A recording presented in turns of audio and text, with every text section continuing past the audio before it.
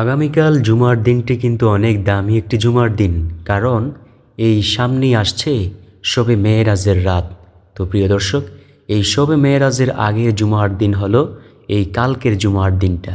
তো ইনশাআল্লাহ আমরা এই শবে মেরাজের আগের জুমার দিন অর্থাৎ কালকের জুমার দিনে এমন 15টি আমল করব এবং এই 15টি আমল একমাত্র আল্লাহ তাআলার সন্তুষ্টির জন্যই করব। আর যেই সুবাদে কঠিন হাসরের ময়দানে যদি আল্লাহ আমাদেরকে জিজ্ঞেস করে, ও আমার বান্দাবান্দিরা, তোমরা কি এমন কোনো আমল দুনিয়াতে করেছ যে আমলের মাধ্যমে আমি আল্লাহকে সন্তুষ্টি করতে পেরেছ?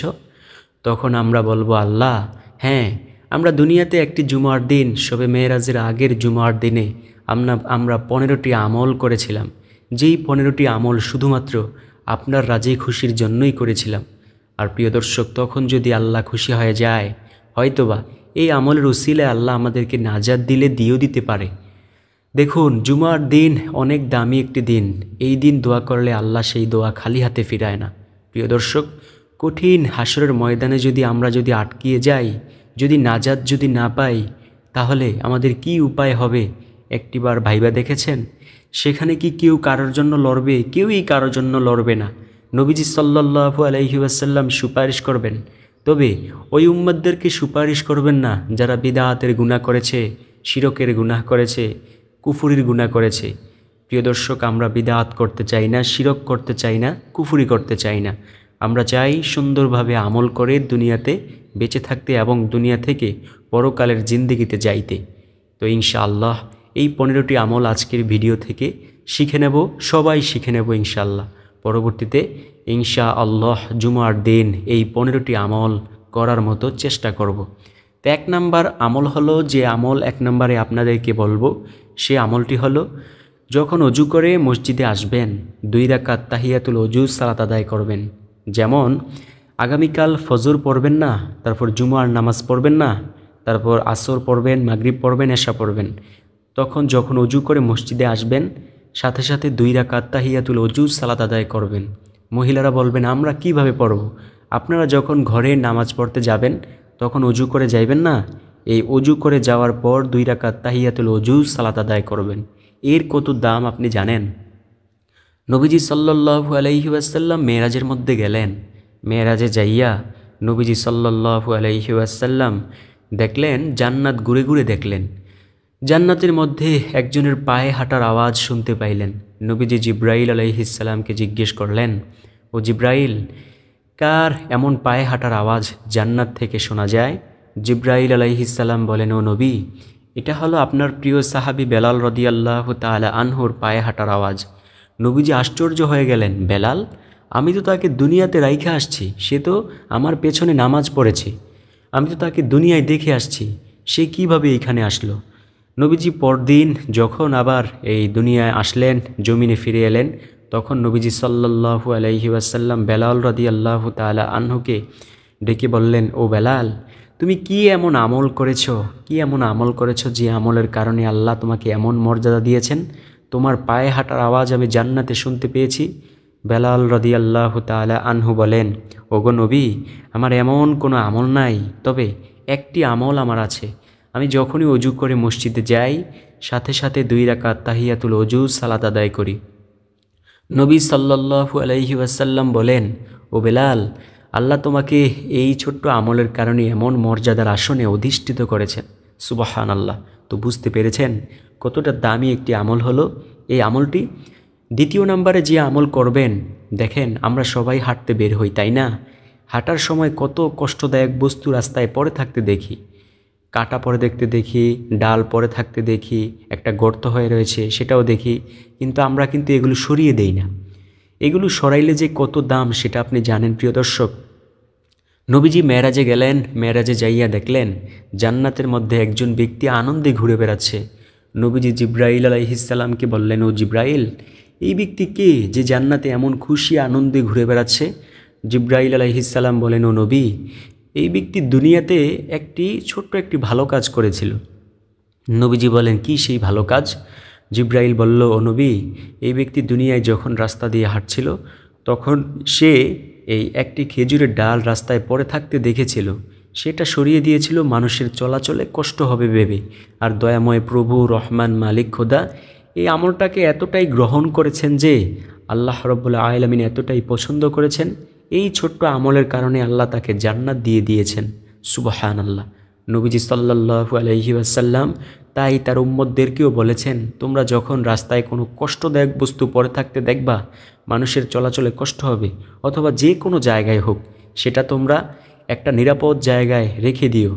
যদি এই ছোট্ট আমল করতে পারো তাহলে ইনশাআল্লাহ আল্লাহ তোমাদের এমন বরকত দিয়েও দিতে পারেন। সুবহানাল্লাহ। কারণ কোন দিনের আমল আল্লাহ কবুল করে নেয় সেটা কেউই বলতে পারবে না, নবী মুহাম্মদ সাল্লাল্লাহু আলাইহি ওয়াসাল্লামও বলতে পারে নাই। তো প্রিয় দর্শক, আমল করতে হবে। তৃতীয় নাম্বার যে আমল, সে আমল হলো বেশি বেশি পরিমাণে পাঠ করবেন রদিতু বিল্লাহি রব্বা ওয়াবিল ইসলামি দীনা ওয়াবি মুহাম্মাদিন সাল্লাল্লাহু আলাইহি ওয়াসাল্লামা নাবিয়্যা ওয়া রাসূলা। দেখুন নবীজি সাল্লাল্লাহু আলাইহি ওয়াসাল্লাম কত সুন্দর কথা বলেছেন, এই আমল সম্পর্কে শুনে নিন। নবীজি বলেন, যে ব্যক্তি বলবে রদিতু বিল্লাহি রব্বা ওয়াবিল ইসলামি দীনা ওয়াবি মুহাম্মাদিন সাল্লাল্লাহু আলাইহি ওয়াসাল্লামা নাবিয়্যা ওয়া রাসূলা, অর্থাৎ আমি আল্লাহ তাআলাকে রব হিসেবে, ইসলামকে ধর্ম হিসাবে, নবী মুহাম্মদ সাল্লাল্লাহু আলাইহি ওয়াসাল্লামকে নবী ও রাসূল হিসেবে পেয়ে সন্তুষ্ট। নবীজি সাল্লাল্লাহু আলাইহি ওয়াসাল্লাম বলেন, তার জন্য জান্নাত অবধারিত হয়ে যায়। আল্লাহু আকবার। তাই আমরাও বেশি বেশি বলবো রদিতু বিল্লাহি রব্বা ওয়াবিল ইসলামি দীনা ওয়াবি মুহাম্মাদিন সাল্লাল্লাহু আলাইহি ওয়াসাল্লামা নাবিয়্যা ওয়া রাসূলা। তারপরের যে আমল, অর্থাৎ চতুর্থ নাম্বারের যে আমলের কথা আমি আপনাদেরকে বলবো, সে আমলটি হলো যখনই সুযোগ পাইবেন এই নবীজি সাল্লাল্লাহু আলাইহি ওয়াসাল্লামের উপর দরুদ পাঠ করবেন। যখন কোনো আমল করেন সে আমলের সর্বপ্রথম নবীজির প্রতি দরুদ পাঠ করবেন, শেষেও নবীর প্রতি দরুদ পাঠ করবেন। যদি আমলের শুরুতে এবং শেষে নবীর প্রতি দরুদ না পাঠ করা হয়, সেই দরুদ আল্লাহ ভালো বলে, এই দামি বলে কবুল করেন না।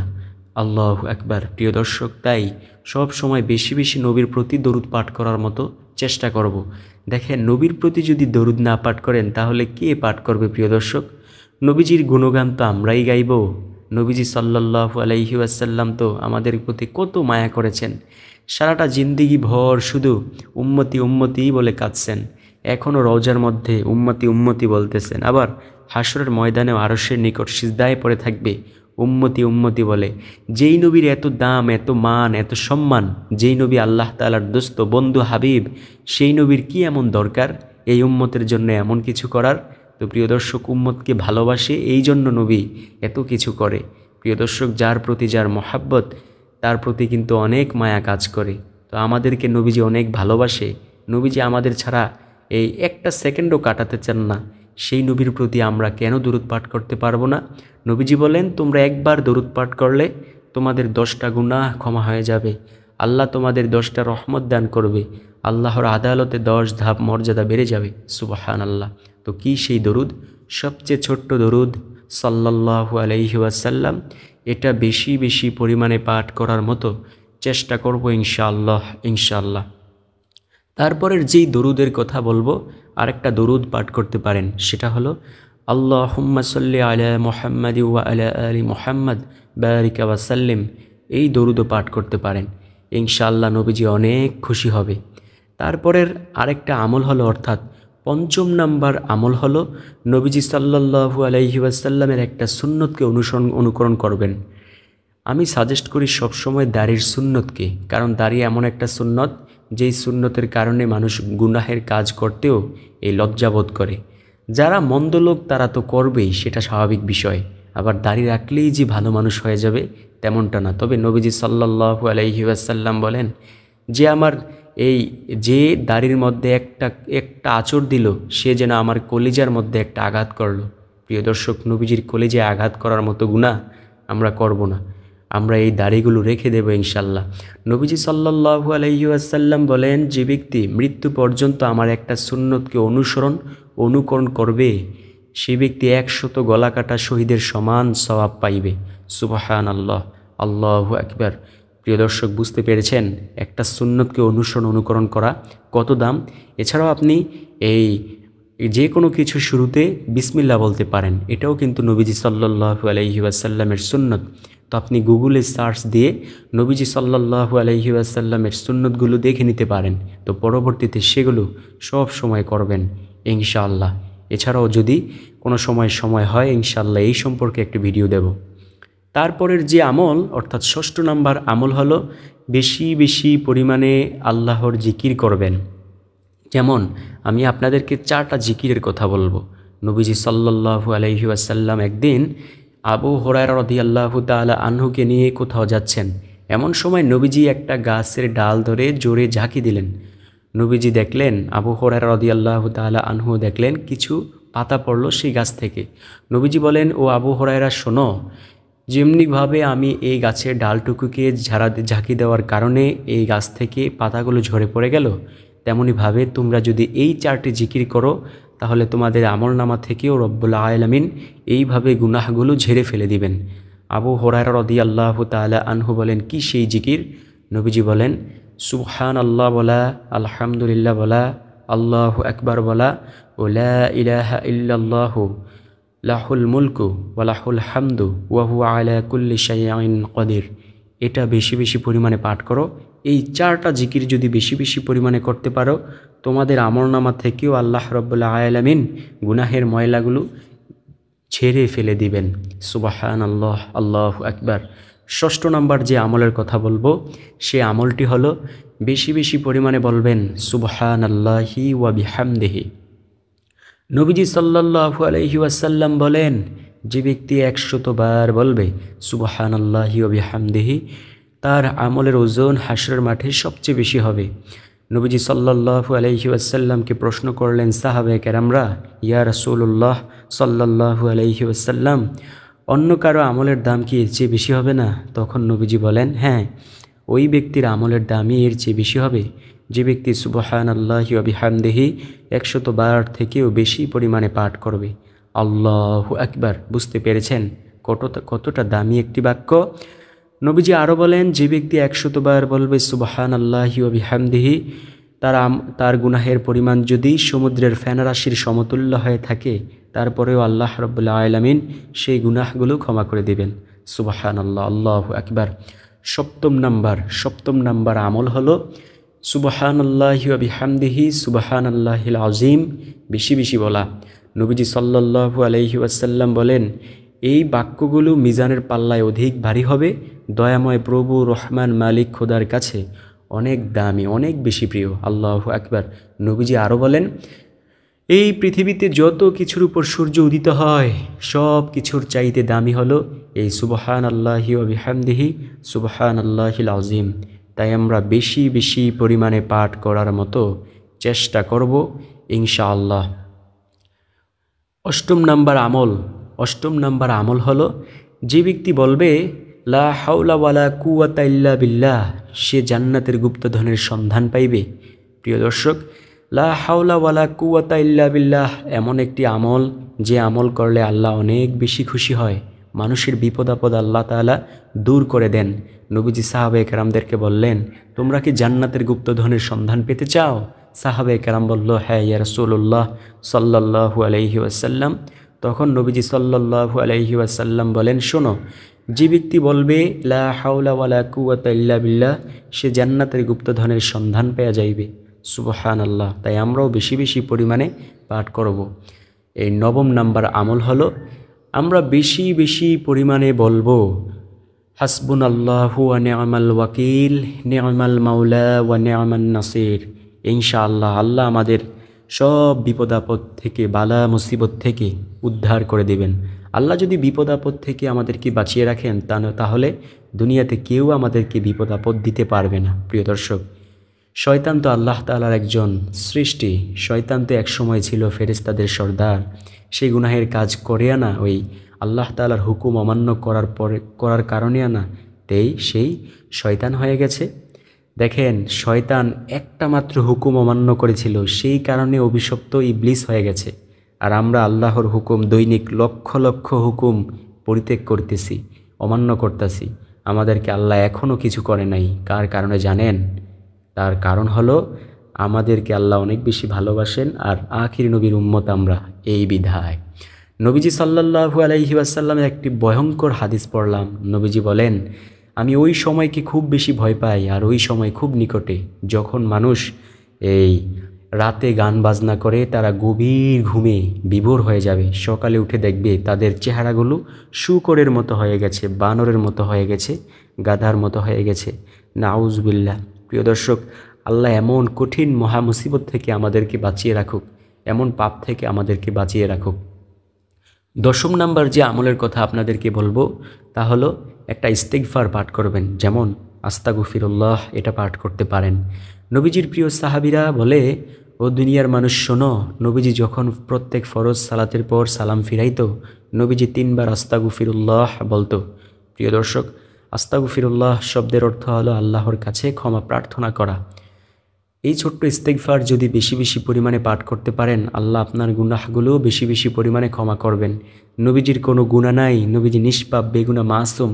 সেই নবী যদি ইস্তিগফার বেশি বেশি দৈনিক 70 বারের অধিক 100 বার পাঠ করতে পারেন, তাহলে আমাদের তো কোনো গুনাহের শেষ নাই। আমরা কেন পাঠ করতে পারি না? আমরাও পাঠ করব ইনশাআল্লাহ। 11 নম্বর আমল হলো ইয়া আরহামার রাহিমিন বলা। যে ব্যক্তি ইয়া আরহামার রাহিমিন মুনাজাতের মধ্যে 3 বার বলে দোয়া করবে, আল্লাহ তার সব মুনাজাত কবুল করবেন। সুবহানাল্লাহ। 12 নম্বর হলো ইয়া জাল জালালি ওয়াল ইকরাম জিকির করা। যে ব্যক্তি মুনাজাতের মধ্যে 3 বার ইয়া জাল জালালি ওয়াল ইকরাম বলে মুনাজাত করবে, আল্লাহ তার সব মুনাজাত খানা কবুল করবেন। সুবহানাল্লাহ, আল্লাহু আকবার। 13 নম্বর যে আমল, সে আমল হলো নবীজি সাল্লাল্লাহু আলাইহি ওয়াসাল্লাম বলেন, ও উম্মতেরা, তোমরা 2 ঠোঁটের মধ্যবর্তী জিনিস জিহ্বা ও 2 রানের মধ্যবর্তী জিনিস গোপনাঙ্গকে হেফাজত করো, আমি নবী তোমাদেরকে লইয়া জান্নাতের মধ্যে প্রবেশ করব। সুবহানাল্লাহ, আল্লাহু আকবার। তাই আমরা গোপনাঙ্গ ও জিহ্বার হেফাজত সব সময় করার মতো চেষ্টা করব ইনশাআল্লাহ। 14 নম্বর আমল, নবীজি সাল্লাল্লাহু আলাইহি ওয়াসাল্লাম বলেন, সকাল সন্ধ্যা যে নিয়মিত মসজিদে যায় তার জন্য আল্লাহ তাআলা জান্নাতের মধ্যে মেহমানদারির আয়োজন করে থাকেন। আল্লাহু আকবার। বুঝতে পেরেছেন প্রিয় দর্শক?